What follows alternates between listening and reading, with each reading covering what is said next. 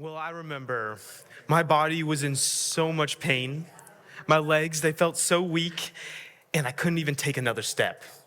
And it wasn't because I was injured, but it's because I felt empty. When I was in college, it was my last semester of college, and I ran cross country. And cross country is a sport where you just basically run all the time. And I know I'm a little crazy, but I ran all the time. And during the end of the season, it was time for the big nationals race. And so I was gearing up, getting ready for it. My team was getting ready for it. And we had to go all the way to Pennsylvania. So I remember we were waiting for the bus to come, and it's this tiny, tiny, tiny bus that we all crammed ourselves into to drive 8 hours to go to Pennsylvania. And I'm like, what is happening right now? This is crazy. And so we're on our way, and we get to the course that we're going to be running. And we're slowly kind of getting ourselves ready as we're anticipating the pain to come, the race, and just the adrenaline's running. And it's that time.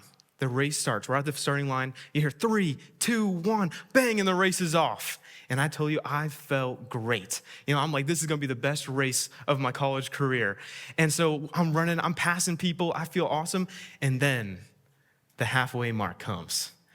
And I started to feel it in my body. It's almost like every single mile I ran over the season just crashed on me.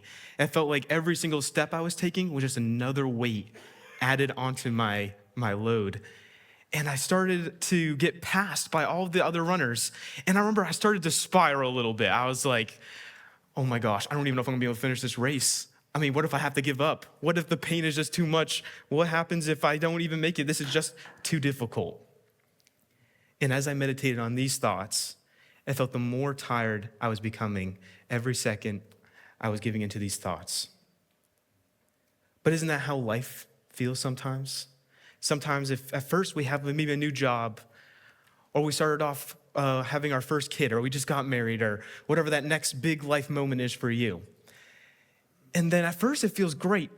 We have all this excitement, there's a lot of hype around it, but then it seems as the time goes on, it seems like the more the years, the time, the minutes tick by, it seems like the more weight that's added onto us, the more exhaustion seems to creep in and hit us. Very difficult. And then then the thoughts kick in. Wouldn't it just be easier to give up? Why did I ever do this to myself? And then we start to spiral as the anxiety creeps in, and then we start asking all the what if questions. What if this doesn't go right? What if this goes wrong? What if I have more problems? What if this is causing me more pain than I realized before? And then that anxiety, we start to put that on other people, or maybe even our work environments. And so now that leads us to becoming more bitter towards the people around us, towards our coworkers, and maybe our boss, or maybe even just our work environment in general, as it seems sometimes it's just so dark. And then after a while, we just start to lose all feelings in general. It just becomes, we start to hit apathy. And when that apathy hits in, that's when we really start to feel the burn. Wouldn't it just be easier to give up?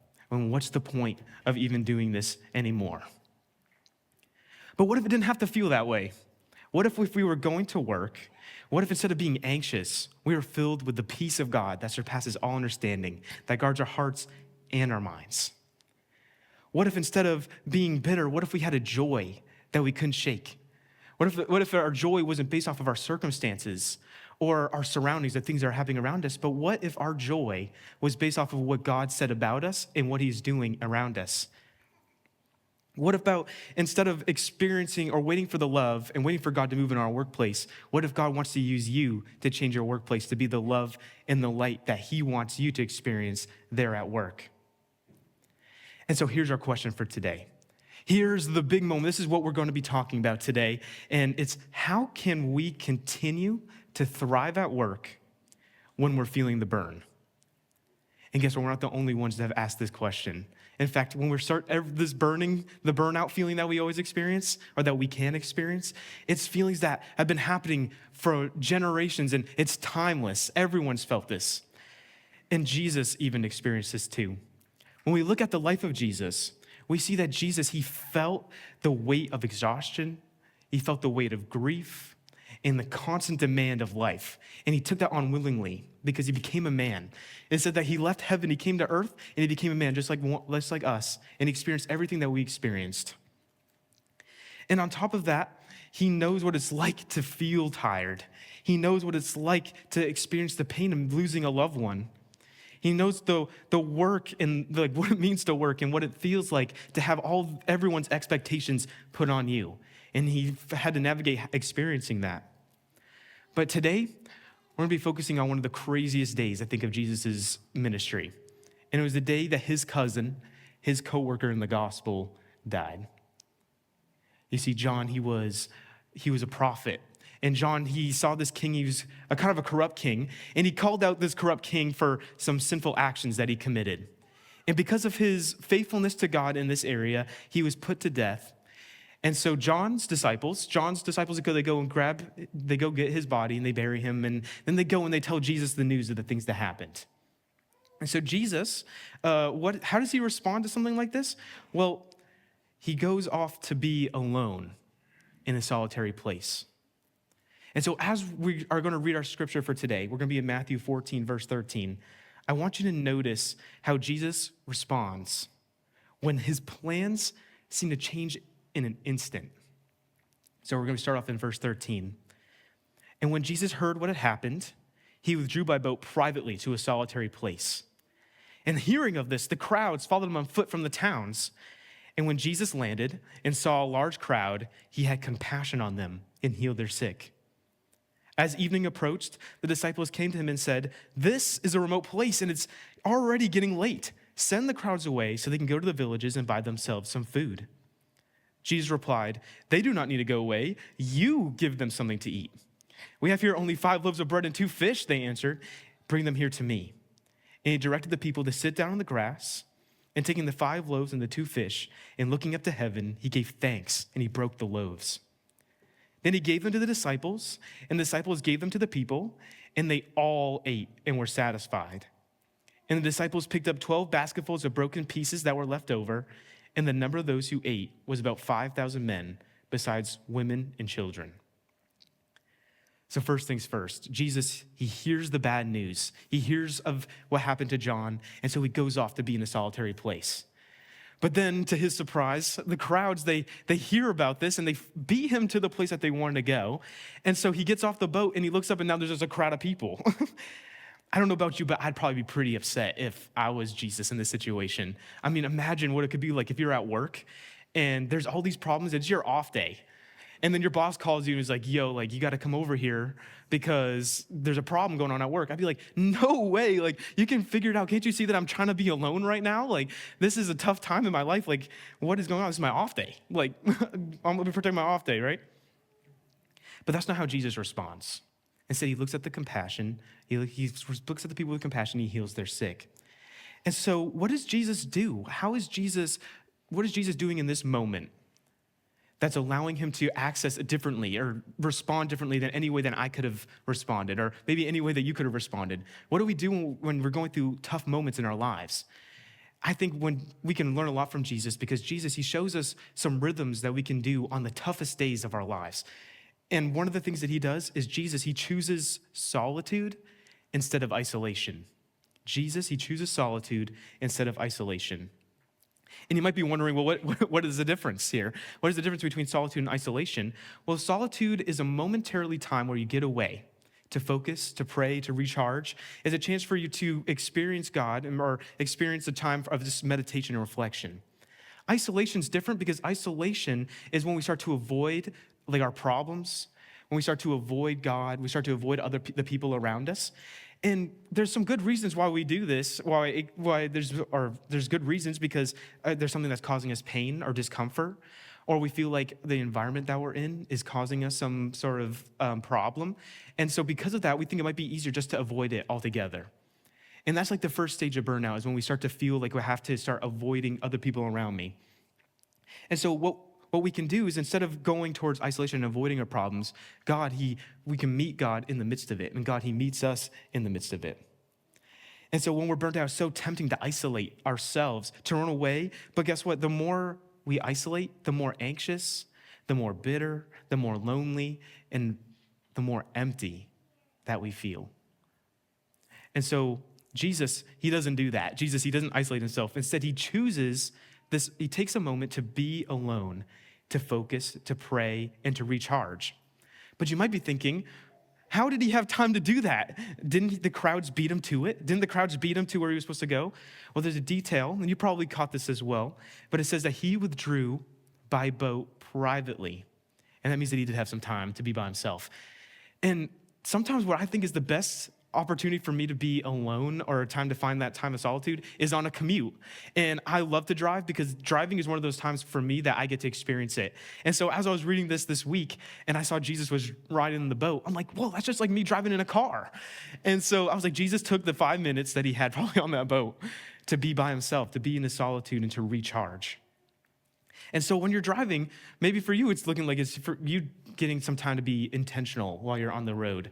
And so it's the opportunity to put on some worship music, to pray. And maybe for you, it's like taking God, like what is going through your mind? What are the thoughts that you're experiencing? Like, are you experiencing some sort of anxiety or doubt or fear? Take that to God. Notice how your body's feeling in those moments too. Maybe your body's feeling uncomfortable, or maybe there is some peace that you're experiencing too. Maybe there's some good things you're feeling too. But take those things to God in prayer and let him replenish you, let him refill you and recharge you. 5 minutes really does go a long way. And so if you take that 5 minutes to send up a prayer to God, I know he'll respond to you. And so it's because of this time that Jesus spent alone with his Father, that little bit of time that gave him the ability to get a fresh perspective. And so because of this fresh perspective, Jesus, he responds instead of reacts. He responds instead of reacts. And so Jesus, he takes the time to process what is happening around him. It says, when Jesus landed and saw a large crowd, he had compassion on them and healed their sick. It says that he took the time to see the crowd.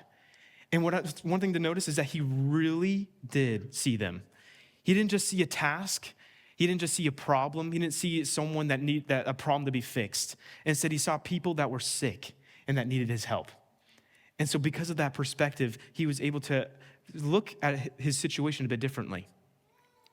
But when we start to feel the burn, it's so tempting to look inward, so tempting to look on what I need, because we're feeling depleted. We feel like we don't have enough energy maybe to give in to anything. But what we can tend to do is when we focus inward, but instead of acting on our emotions, we can start acting on our impulse. We can start acting on our emotions and impulses and those types of things. But when we start to do that, we start to let our emotions dominate.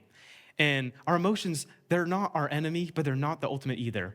What I like to say is that they're great messengers for us, but they're not great masters over us. Our emotions, they reveal a lot of things about us. They explain maybe things that we're experiencing. Like if we're feeling like this burnout feeling, there's probably a valid reason to why we're feeling this way. There could be a problem that needs our attention, or there could be some sort of problem, or more than just a problem. Maybe I'm just feeling like off. I don't have enough energy, and now I have all these tasks that I have to do, and they start spiraling, and then you're like, whoa. This is just a lot. So what we're feeling it's perfectly valid to feel like this way. But instead, what if we took those things to God? What if we took those thoughts that we had, took the time to slow down, took the time to process, took the time to see the situation that's going around us, and then God, he doesn't just hear our prayers when we speak out loud, but he hears them in our minds. And so we can send up a prayer out loud or in our thoughts, just asking God, what are you doing in this situation at work? Maybe there's the problem that's happening at work where there's just a meeting, there's like so many meetings going on, or there's so many problems, like your boss had to call you out about something, and it's so easy to feel defeated or burnt out, maybe just from that short experience and be shaken by that. But instead of that letting become dominant over us, what if we took the time to really experience what God is doing? What is he teaching us in this moment? Who is someone that I can serve and I can love at this time? And so one of the best things you can do, you can ask God for help. And God, he loves it when we ask for help. He sees that as an act of worship. And you see that throughout the Bible, throughout the Gospels. Jesus, there are always people asking for help. And he's always willing to respond. And so that's what we have the opportunity to do too, is ask God for help in our most difficult moments. And that's not the only outcome that we experience here too. There's another outcome, and it's Jesus. He shows us what abundance looks like in the face of scarcity. So Jesus, he shows us abundance when we see scarcity. See, I resonate with the disciples a lot. the disciples, they're going through it. They're probably exhausted too. And it says that it's starting to get late outside. And these crowds are still here. Jesus is still healing. And they're like, Jesus, like these crowds need to go. Like, Jesus, these crowds need to go away. They need to go get some food. And then Jesus, he doesn't like send the crowds away. Instead, he's like, no, how about you go feed them? And if I was a disciple, I'd be like, what is happening? You want me to go feed them? And so Jesus is like, okay, what you got? And they're like, well, I got 5 loaves of bread and 2 fish. That's all I got. And so Jesus, he's like, bring them here to me. I'd be like, what is happening? And so Jesus, he takes it, he prays, he starts breaking the fish, starts breaking the loaves, he starts passing them out to everyone. And I don't know about you, but if I was a disciple and I was on my second trip passing out fish and loaves to people, I'd be absolutely shook. I'd be so like confused, bewildered. And Jesus, he starts to show us what abundance looks like in the midst of scarcity. When we're going through burnout, maybe at work or situations like that, it's so tempting to look at what I don't have, the energy levels I don't have. It's so tempting to look at the resources that I don't have. Maybe I don't have the resources to do my job well, and so now that's causing me to be burnt out as well. But Jesus, when we give our emotions, when we give our energy levels, when we give the tasks, what we have to Jesus, like the disciples did, the 5 loaves and the 2 fish, Jesus, he multiplies it. And he doesn't multiply it just because you can be more productive. I think that's a trap that we can fall into, is that God, he just wants me to be more productive, and so that's why I get the rest I need. But God, that's not why he does it. He does it because he wants to show us that he can do the things with us, that we can partner with him in his mission and not just doing it by ourselves. So tempting to look that God tells me to do something like, I should go do this. And then it's like, oh, now it's on me to do it. And it's like, no, God, he wants to walk into our work environments, walk into the burnout with us, and to show us that he can do the impossible through us. And so because Jesus spent that time alone with his heavenly Father, he was able to look at his situation very differently. He got to go into solitude instead of isolating himself. He was able to have the ability, the perspective to respond instead of reacting. And he shows us what abundance looks like in the face of scarcity. When it looks like I don't have that much left, he shows us what abundance can look like in the midst of that. And so this is it. This is what the big point is for today. This is what God is going to be revealing. It's like, when you feel the burn, find your rest in God. When you feel the burn, find your rest in God. When we rely on God as our strength and we trust in him, he will walk through any situation with us. And all we have to do is simply remain and trust in him. Because see, God, he's the source of all energy. He's the source of all strength. And so we have the opportunity to trust him, to walk with him, to respond to him. And he is the one that gives us the rest that we need. But here's something to think about too, is when I think about the way God helps us in the midst of our struggle with burnout, a lot of times he doesn't just give us like with the fish and the loaves. He doesn't give us a whole loaf of bread. Instead, he gives us the energy that we need piece by piece. So you might not feel much different. You might still have some anxious feelings. You might still feel tired. You might still feel the burn a little bit. But what you'll notice is that you can start to endure more things than you've ever knew possible, because God, he gives you the strength that you need from one task at a time, taking that next step, one step at a time. It's so easy to look at our situation and just to see all the different tasks that we have to do. And so we start trying to multitask, start trying to get our hands in everything and do everything all at once and just get it over with and get it done with. But God, he usually works just by having us move just one step at a time. Strength for today, not strength for tomorrow.